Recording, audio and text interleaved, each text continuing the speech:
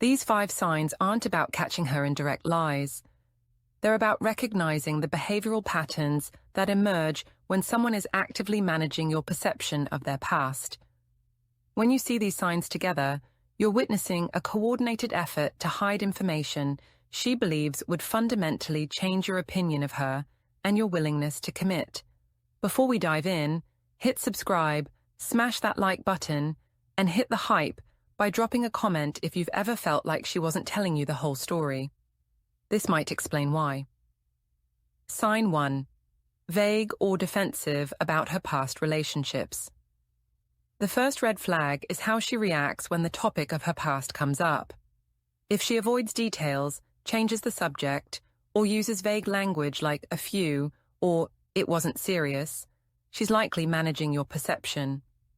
Female psychology shows that people who are hiding something often offer the minimum possible information to avoid lying outright. She might even get defensive. Why does that matter? To make you feel guilty for asking. The goal is to stop you from digging deeper because the truth would change how you see her. Pay attention to the language she uses when discussing past relationships. Does she provide actual numbers, or does she use ambiguous terms like some, a few, or not many? These vague quantifiers are strategic because they sound like answers without actually providing information. A few could mean 3 or 13. The vagueness is intentional. Notice how she categorizes her past. Does she only mention relationships while never acknowledging casual encounters, hookups, or situationships?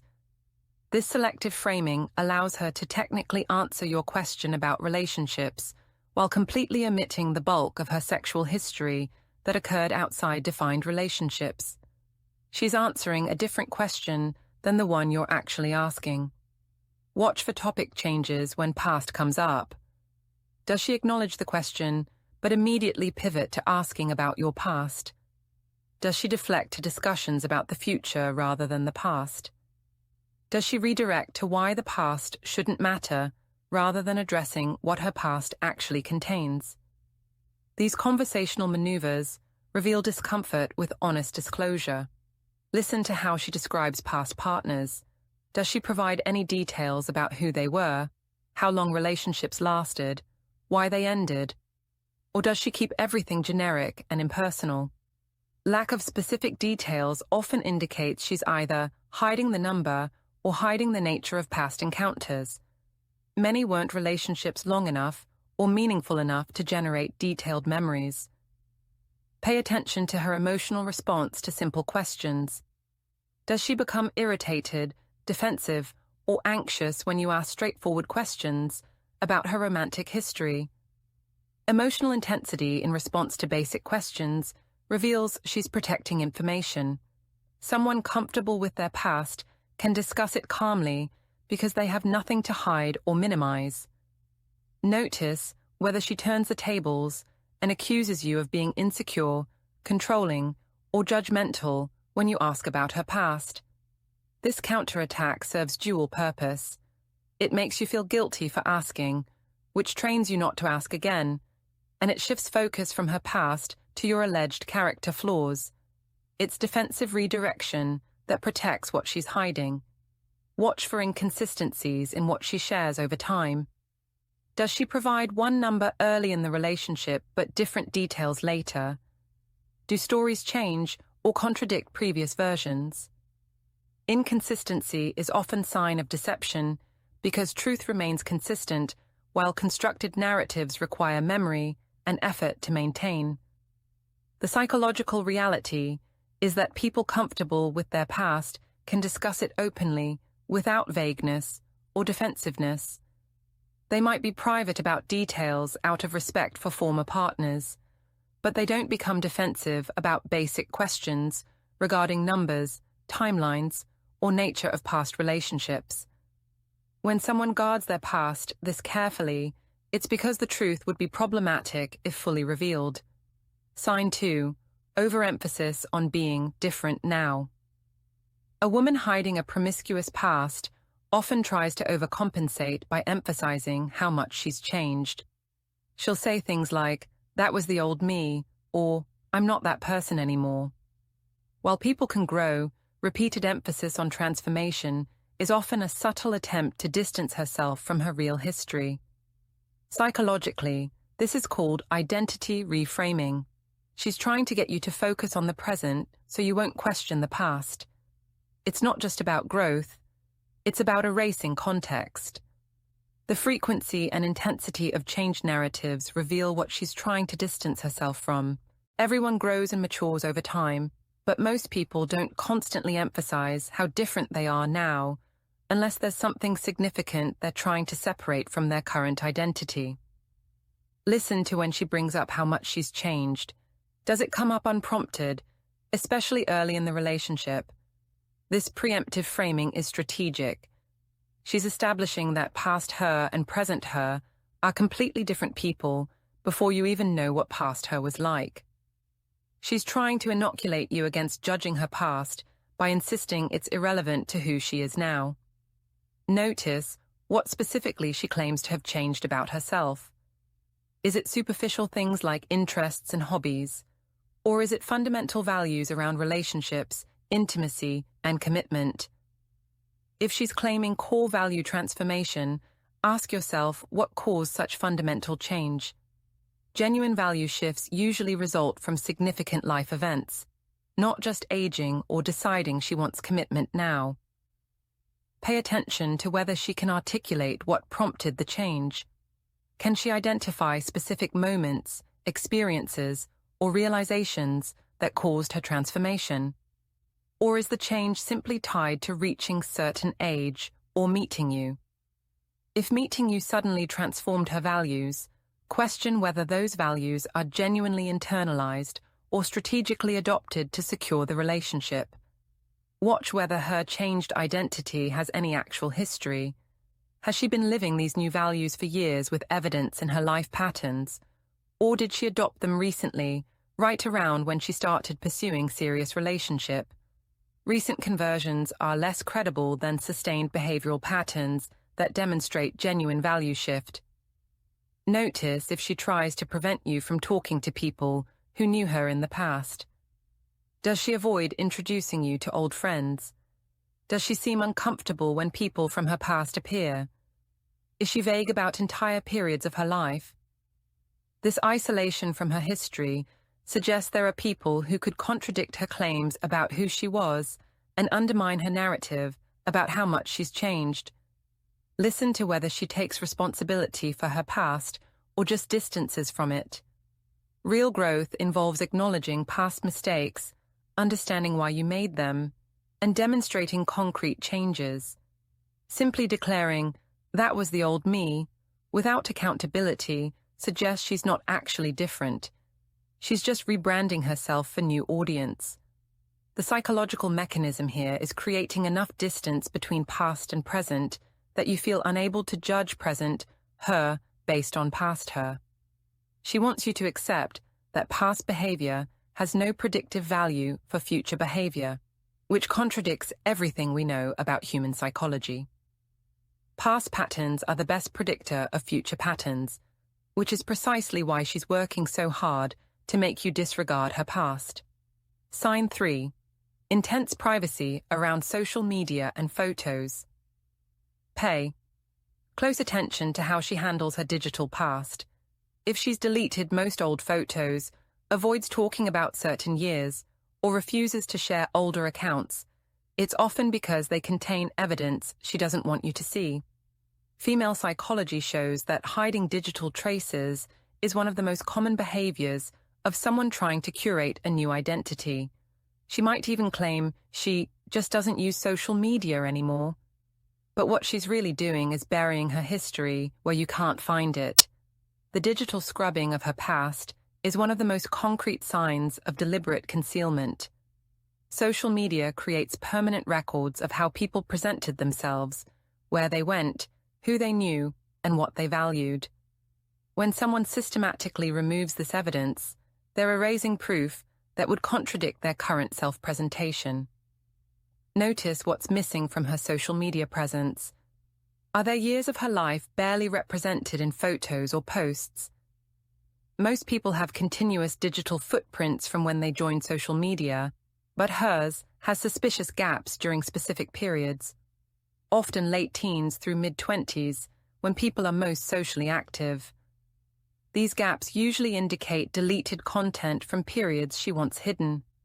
Pay attention to whether she has old social media accounts she won't give you access to. Does she claim she doesn't remember passwords to old accounts? Does she say those accounts are embarrassing, without explaining why? Does she refuse to let you follow her on platforms she's had for years? This selective access reveals she's controlling what you can see of her history. Watch how she responds when tagged in old photos by friends. Does she quickly untag herself? Does she ask friends to take down photos that show her in certain contexts or with certain people? Does she seem anxious about what might surface from her past?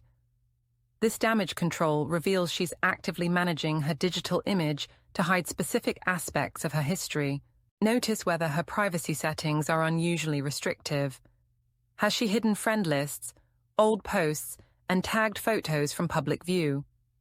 While some privacy is normal, extreme lockdown of everything from her past suggests she's hiding comprehensive evidence of lifestyle she doesn't want you or others to see. Check whether her current online presentation matches her claimed values and history. If she says she's always valued commitment and modest behavior, but her older digital footprint, if you can find any, shows partying, provocative photos, and behavior inconsistent with those claims, the disconnect reveals her current presentation is constructed, not authentic. Listen to her explanations for digital privacy. Does she claim it's about safety, professional image, or general privacy preferences? Or do her reasons specifically focus on not wanting people to judge her based on her past? The latter reveals she knows her past doesn't align with how she wants to be perceived now. Watch whether she's created entirely new accounts recently. Some women completely abandon old social media accounts and start fresh precisely because they want clean slate without evidence of their past. New accounts with no history, combined with claims about deleting old ones, often indicate comprehensive erasure of digital past that would reveal what she's hiding. The psychological motivation is obvious. Digital evidence is concrete and difficult to explain away. Photos of her in clubs, at parties, with various men, in compromising situations. These provide visual proof that contradicts whatever story she's telling you about her past. By eliminating this evidence, she removes your ability to verify her claims and maintains control over the narrative. Sign 4. Quick to label questions as judgmental. Another classic defense, flipping the script. If you ask about her past and she responds with, "Are you judging me?" or "That's none of your business," she's not setting a healthy boundary. She's shielding sensitive information. This tactic is rooted in emotional inversion. She turns your curiosity into cruelty so you'll stop asking. It's designed to make you feel guilty for even wondering, which protects her from revealing more than she wants to. The immediate defensive framing of questions as judgment is psychological manipulation, designed to make you the aggressor and her the victim. By reframing your legitimate desire for information as attack on her character, she shifts the moral high ground to herself and puts you in position of having to defend your right to ask questions. Notice how quickly the judgment accusation appears. Have you actually said anything judgmental, or is she preemptively accusing you based solely on the fact that you asked? Instant defensiveness, before you've shown any negative reaction, reveals she anticipates judgment because she knows her past would reasonably trigger it. Her defensiveness confirms there's something to be defensive about. Pay attention to whether she distinguishes between judging and discerning. Judgment implies unfair condemnation, but discernment means making informed decisions based on relevant information. You're entitled to know your partner's values, history, and choices to assess compatibility. Her refusing to provide that information while calling you judgmental is manipulation that prevents you from making informed relationship decisions. Watch whether she uses moral language to shame you for asking. Does she call you insecure, controlling, or living in the past? Does she suggest that asking about sexual history is inherently sexist or unfair? These moral accusations are designed to make you feel that your questions are character flaws, which trains you not to ask and leaves her free to conceal whatever she wants. Notice if she creates false equivalencies between privacy and secrecy. Privacy means maintaining boundaries around appropriate personal information. Secrecy means deliberately hiding information that's relevant to your partner's decision-making. She's claiming the former while practicing the latter, and she's using the respectable concept of privacy to shield deliberate concealment of relevant information. Listen to whether she provides any information, even while objecting to the questions. If she absolutely refuses to share anything about her past, while insisting you're wrong for asking, the total information blockade, combined with moral outrage, reveals she's protecting significant secrets. Someone with modest history they're comfortable with might express annoyance, but would still provide basic information. Check whether her boundaries are consistent or selective. Does she ask about your past while refusing to discuss hers? Does she want to know your sexual history, relationship patterns, and past decisions while calling you judgmental for asking the same?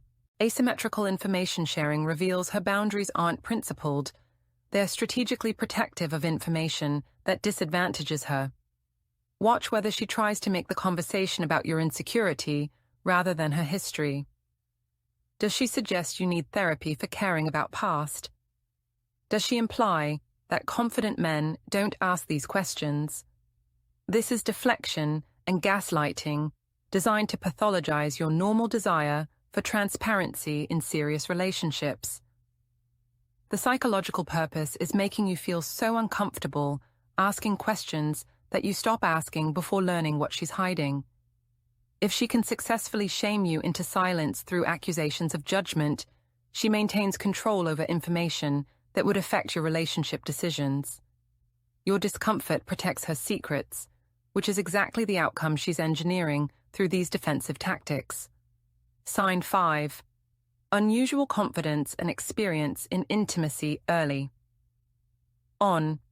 Finally, one of the most telling signs is how she behaves physically. Women with extensive experience often display an unusual level of confidence, initiative, or skill in early encounters, even when the relationship is new. This isn't inherently negative, but when paired with the other signs, it's often a giveaway that her past is far deeper than she's admitting. Psychology calls this pattern conditioning. Past repetition builds comfort and automatic behavior.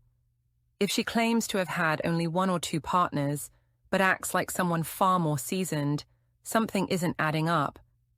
Physical behavior is difficult to fake because it's based on genuine experience and conditioning. Someone who has been intimate with many partners develops comfort level, skills, and instinctive knowledge that only comes from repeated practice. This experiential knowledge manifests in behavior that contradicts claims about limited experience. Notice her comfort level with physical intimacy early in the relationship. Does she exhibit zero nervousness, hesitation, or uncertainty? While confidence can come from healthy sexuality, complete absence of any awkwardness in new intimate situations usually indicates extensive prior experience. People with limited partners typically show some uncertainty or adjustment period with new partner because each person is different. Pay attention to her initiative and directiveness during intimate encounters. Does she take lead confidently, knowing exactly what to do and how to do it? Does she guide situations with practiced ease? This level of confident orchestration typically comes from having navigated similar situations many times before. It's learned behavior from repeated experience. Watch for sophisticated knowledge about intimate activities, positions, or dynamics that someone with limited experience typically wouldn't know. Extensive knowledge often reveals extensive practice. While some knowledge comes from education or media, the confidence to implement that knowledge comfortably comes from actual repeated experience. Notice whether there's any exploration or discovery phase. With truly limited past experience, there's usually process of learning what partner likes, what works well together, and how to navigate each other's preferences. If she seems to know exactly what to do without any exploration or learning curve, that instant expertise usually indicates she's done this many times before. Check whether her claimed inexperience matches her actual behavior. If she says she's only been with 1 or 2 people, but displays skill, confidence, and knowledge that contradicts that claim, the disconnect reveals dishonesty. Physical behavior is more honest than words because it's harder to consciously control.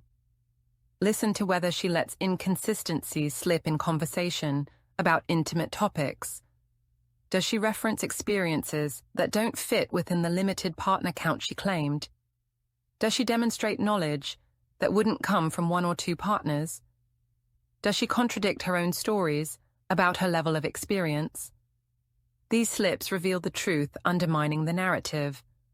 Watch whether she's comfortable discussing sex openly and casually in ways that suggest familiarity beyond her claimed experience. While some people are naturally comfortable discussing sexuality, combination of casual attitude, detailed knowledge, and confident practice typically indicates someone with substantial experience rather than someone who has been with just 1 or 2 partners as claimed. The psychological reality is that extensive experience creates muscle memory, confidence, and automatic behaviors that can't be erased or hidden. You can control what you say about your past, but you can't completely control how your experience manifests in your behavior. The body tells the truth that words try to hide, and when physical behavior contradicts verbal claims, the behavior is usually the more reliable indicator.